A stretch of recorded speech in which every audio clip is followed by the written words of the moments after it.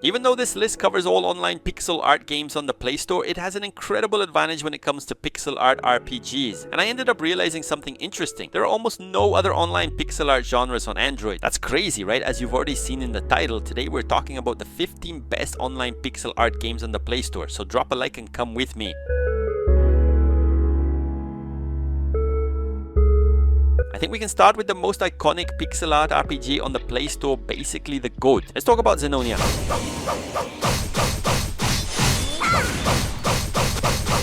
Originally released between late 2012 and early 2013 by Gameville, the game still feels impressive even today, mainly because of its timeless pixel art style. The game offers 4 distinct classes, each with its own playstyle and unique skill tree. I highly recommend the Paladin. You get solid damage and don't need to worry much about healing, since the class can also heal itself. The story takes place years after a great war that was supposed to bring peace. Instead, greed corrupted the elite, who began exploiting the poor. You play as a hero who grew up in the slums and eventually discovers a much greater destiny, one that involves saving the world from a growing darkness. The ZENONIA series is so beloved that it's honestly hard to find someone who has never played it. A lot of people don't know this, but WASPEAR Online was one of the first mobile MMORPGs on the Play Store, originally released in 2012. The game is over 10 years old, and now let's talk about it. If you like the idea of a 2D pixel art version of World of Warcraft, WASPEAR is the closest thing you'll find on mobile. Just like WoW, the game is built around a large-scale war between major alliances, each with its own races, classes, and unique abilities. Unlike modern MMORPGs that constantly show arrows telling you where to go or rely on auto quest buttons, WASPEAR is very old school. It focuses on real exploration and a slower, smarter progression that rewards patience and game knowledge. However, PvP is what has kept the game alive for almost 2 decades. From 2 vs 2 modes to intense 5 vs 5 battles, PvP is one of the most impressive aspects of WASPEAR Online. And even though it's technically a game with roots going back to 2008, it still receives frequent updates and maintains a very loyal and active community. If there's a true successor to Final Fantasy Tactics on Android, this is definitely it, and I honestly don't know anyone who doesn't like it. Let's talk about Sword of CONVALLARIA.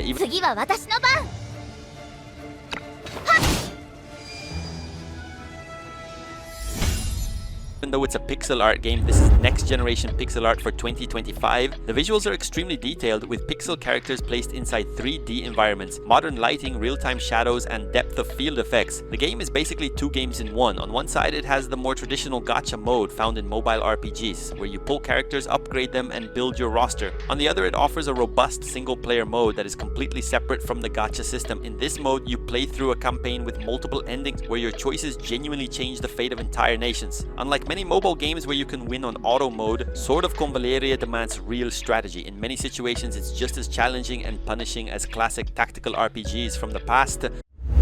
Stellar Traveler falls into the idle RPG genre and features an aesthetic that's very popular right now, HD2D. Let's talk about it. The game immediately stands out because of its visuals. It blends highly detailed pixel art with 3D environments, very similar to the style seen in Octopath Traveler or Tree of Savior, and this is definitely one of the game's strongest points. Unlike Sword of CONVALLARIA, which demands careful planning, or ZENONIA 5, which relies heavily on reflexes, Stellar Traveler is all about convenience. Most of the time, then, you simply watch your characters battle automatically. The game also features offline progression and a heavy focus on gacha systems. The story takes place on the planet Parola. Humanity's last spaceship crashes on this world, and you take on the role of the commander. Your mission is to lead a squad of heroes and face massive mechanical beasts threatening what remains of humanity. Soul Knight Prequel goes in the complete opposite direction. It's an RPG with a lot of loot, but with a much stronger focus on its roguelike elements. Let's talk about it.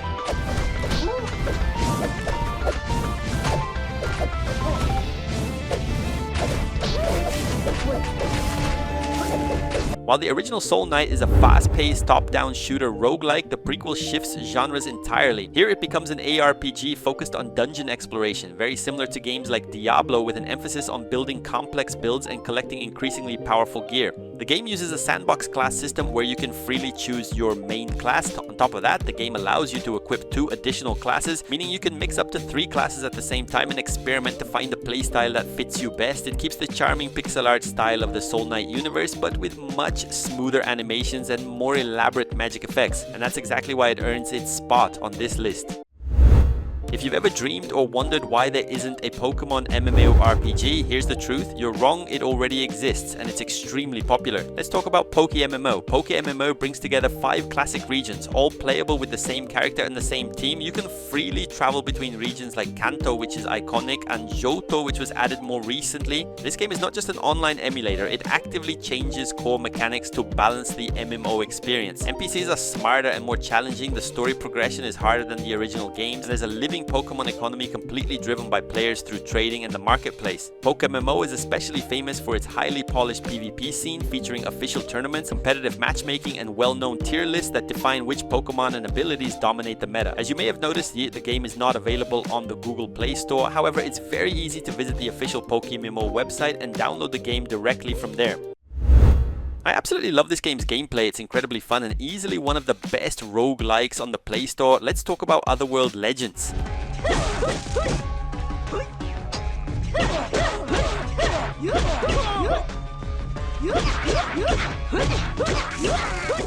Unlike most roguelikes that focus on shooting and bullet hell mechanics, this game is centered around martial arts and combo-based combat. The gameplay is extremely fluid, allowing you to chain attacks, perform precise dodges, and land well-timed counterattacks. Each hero has a unique fighting style. You'll find everything from kung fu masters and samurai to magical archers and engineers who fight using robots. Visually, the game uses a beautiful technique that blends 2D pixel art characters with 3D environments. This creates an impressive sense of depth and makes it one of the best looking pixel art games in its category.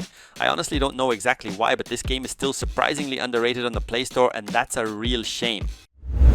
If you like Stardew Valley but want something with a much stronger online community focus, Harvest Town is the perfect choice on Android. While planting and harvesting are the foundation of the game, the amount of content here is massive, from building and decorating to raising animals and even exploring caves with some combat elements. Unlike other farming simulators that are purely solo experiences, Harvest Town puts a big emphasis on social features such as player markets, guild festivals, and community events. You can also visit your friends' farms, see how they decorated everything, and even help them out. The game also has a very deep friendship system with NPCs, allowing you to learn their stories, build relationships over time, and even get married to several residents of the town. Without a doubt, the best RPG on the Play Store, this game is one of the most impressive things ever released on mobile. Let's talk about Guardian Tales.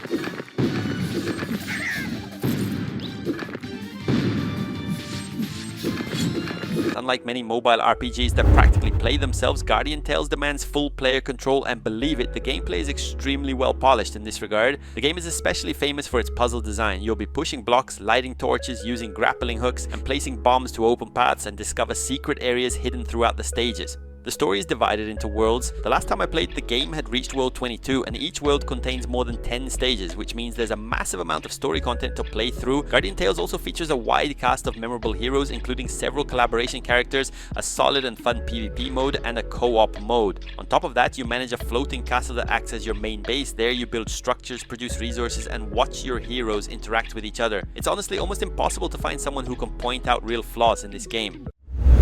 Talking about Goddess Order in 2026 means talking about one of the most curious cases of 2025. Coming from the same developers behind Guardian Tales, the game launched in a very polished state. And now let's talk about it. The game is a side-scrolling action RPG with a full focus on manual control. It features beautiful and highly detailed pixel art, blending strong 90s nostalgia with modern lighting effects and visual polish. The story revolves around time travel and a world on the brink of collapse. You take on the role of a commander who must gather powerful knights in order to rewrite the fate of humanity. The game places a heavy emphasis on storytelling, with well-written dialogue and charismatic characters. However, it's important to mention that the game is currently going through difficult times. From financial issues to a lack of consistent maintenance and updates, there's a real possibility that the game could shut down in the future.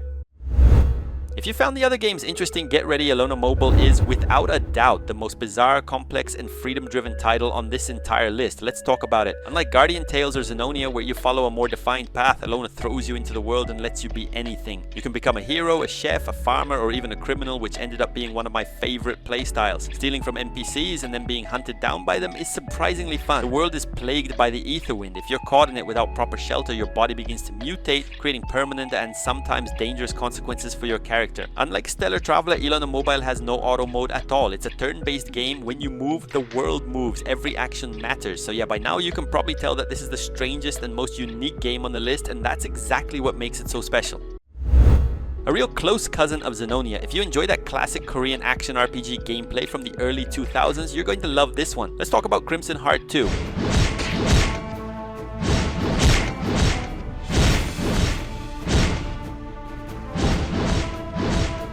Unlike ZENONIA 5, where you control only a single hero at a time, the biggest standout feature of Crimson Heart 2 is the ability to switch between two characters in real time. There are several heroes you can choose from to form your team. While you control one character, the other is handled by AI, but you can swap control instantly whenever you want. The game also features a massive loot system with over 1,000 items, along with a unique card system called wing cards. These cards grant you visible wings and provide huge stat bonuses, significantly impacting your build. This game feels very different from modern mobile RPGs. It follows a much more old school design philosophy, so players who are used to newer titles like Sword of CONVALLARIA may find it quite surprising or even strange at first.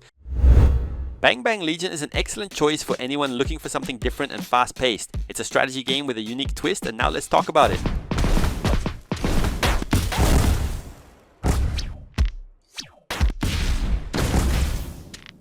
This is not an RPG where you control a character walking around the map. Instead, it works as a side-scrolling lane battler. Your goal is to summon units that automatically advance toward the enemy and destroy their castle. Each soldier or machine has its own unique pixel art style and specific abilities. Some units focus on ranged damage, others are built to absorb damage, while some specialize in causing area explosions. The key to winning online matches is building a strong deck or legion where units support each other. For example, placing a heavy robot on the front line while lighter ranged units provide support from behind. Bang Bang Legion was designed to be fast, competitive, and fully online, making every match quick and intense.